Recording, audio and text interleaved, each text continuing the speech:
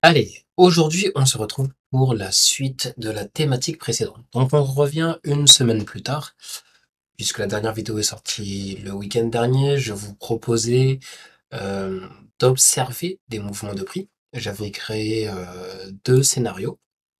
Vous pourrez regarder dans la précédente vidéo où on partait de cette bougie ici, donc à ce niveau-là, hop, et soit on montait pour descendre, cette sell side et donc mon drone liquidity était ce qu'on aurait pu attendre, et c'est ce qui s'est passé. Soit j'avais dit que potentiellement on aurait pu surveiller le bas de la journée précédente, pourquoi pas descendre, remonter pour redescendre. C'était grosso modo les deux scénarios que j'avais.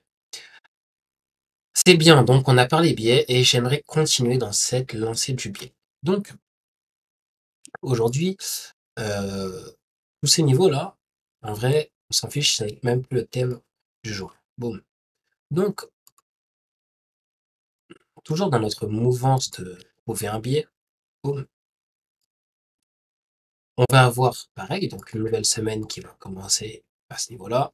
Hop, voilà.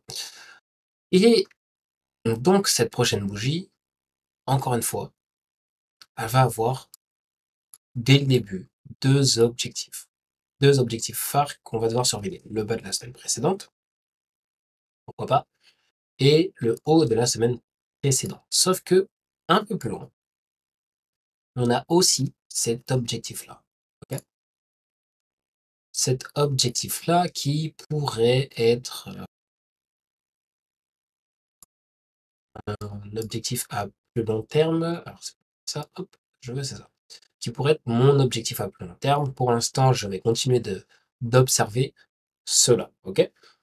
Maintenant, l'information que j'ai envie de rajouter, tout simplement, et j'aimerais que cette vidéo ne soit pas longue, même si à chaque fois je le dis, à chaque fois je me retrouve à faire des vidéos de 15, 20, 25 minutes, voire plus. Euh, Cette fois, j'aimerais qu'on parle de la relation de où est-ce que vous devez faire votre biais. Car en fait, la réalité, c'est que peu importe l'actif que vous voulez trader, il y a un actif sur lequel vous devriez tous, et je dis bien tous, faire vos biais. En fait, le biais, en réalité, je ne vais pas aller le chercher sur mon euro USD. En réalité, mon biais, je vais aller le chercher sur mon DXY. Et en gros, ce qu'il faut comprendre avec le DXY, c'est que la le dollar, c'est la devise mère, c'est la devise reine de toutes les devises, tout simplement. Donc ici, qu'est-ce qu'on observe? Tout simplement. Ça, c'est déjà récupéré. Ok, donc on a récupéré une, deux. Où est ma prochaine liquidité? Elle est ici. Ok, donc ici, c'est mon prochain objectif. Boum. C'est mon prochain objectif, draw on liquidity. Et ça, c'est ce que je surveillerai. Donc, on reparlera une autre fois des relations, des corrélations entre les actifs, mais je vais vous donner quelques bases aujourd'hui. Donc, mon DXY, ici, je l'attends aussi. Si je n'ai aucune raison de penser qu'il peut être baissier, je continue à partir sur la hausse. Bien évidemment, à un moment, il va bien se mettre à retracer. Peut-être la semaine qui arrive. Pourquoi pas voir un DXY donc, qui va commencer ici, qui remonte tout de suite récupérer le drone liquidity et qui commence un retracement à plus long terme. Donc, si son prix retrace, les obstacles au prix arriveront dans l'ordre qui suit. On aura d'abord celui-ci. Ensuite, où est-ce que j'ai un autre? Ici, j'ai un autre imbalance. Okay. Ici, j'ai un swing. Donc, sell side. Hop. Ensuite, est-ce que j'ai quelque chose plus bas? J'ai encore un autre. Et voici. Donc, là, la manière dont je vais regarder mon prix, c'est il va monter. Et s'il se met à se retourner, Bon, bah, à ce moment-là, il redescendra d'abord ici. S'il passe ici, peut-être qu'il partira un peu plus bas, mais son prochain objectif, dans tous les cas, ça serait ici. Puis, enfin, celui-ci. OK? Alors, je suis pas en train de dire que le prix va tomber jusque-là. Non, pas du tout. Mais si cette buy side est récupérée, il y a des chances que soit le prix, effectivement, continue jusqu'à la prochaine buy side, soit il entame un léger retracement, vu que ça fait quand même pas mal de semaines qu'il est haussier, soit il entame un léger retracement.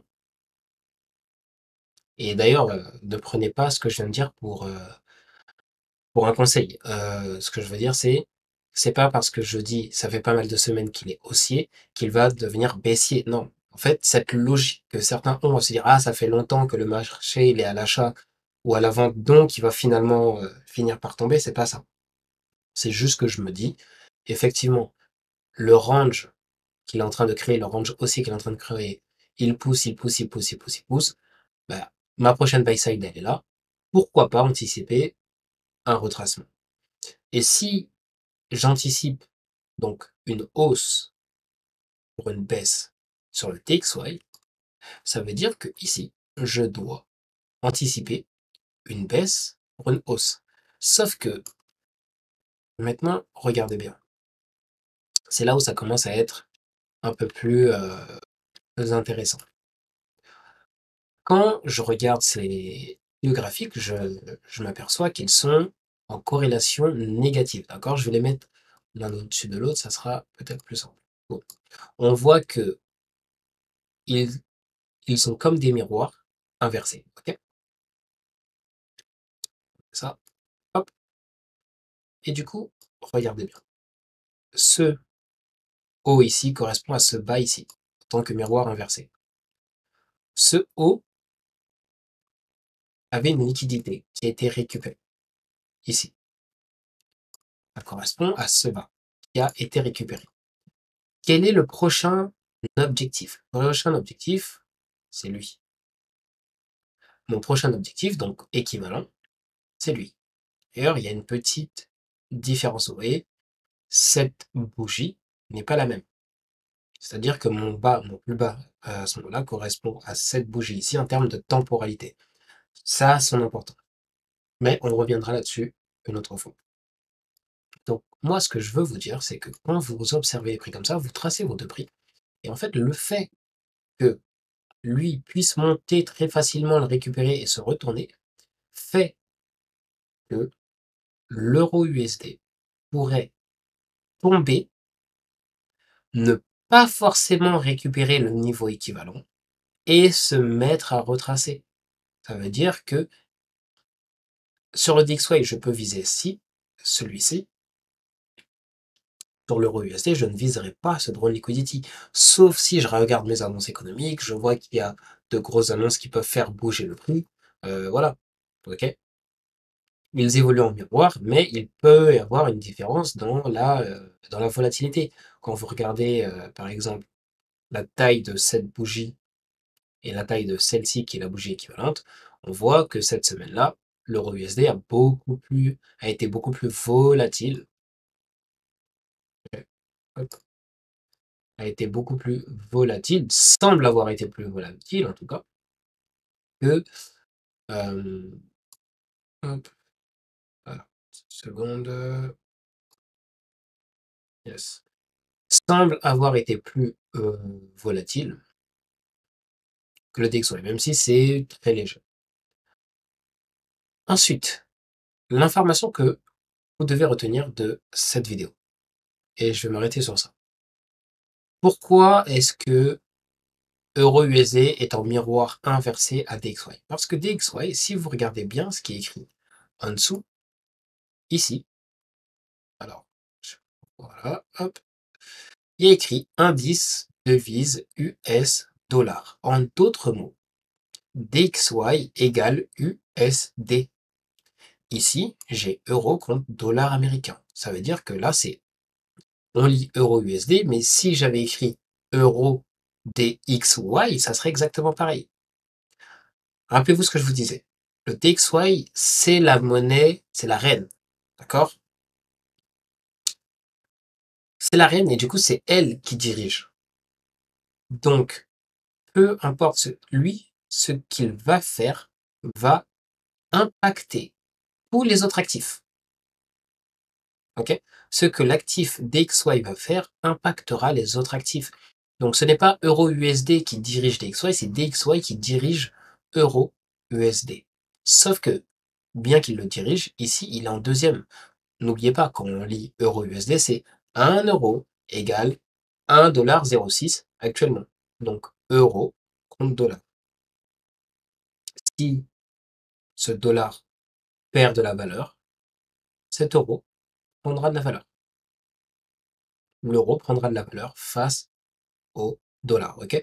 Donc, quand vous faites vos vos billets sur le DXY, si vous regardez une paire qui finit par DXY, vous vous attendez à l'opposé. AUD, USD, NZD, USD, OK? Tout ça, ça va être miroir opposé.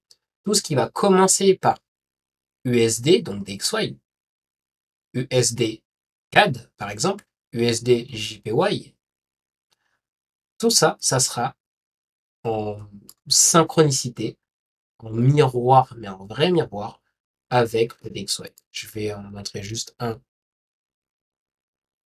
pour la forme. Hop, forcément, il fallait que ce soit le pire.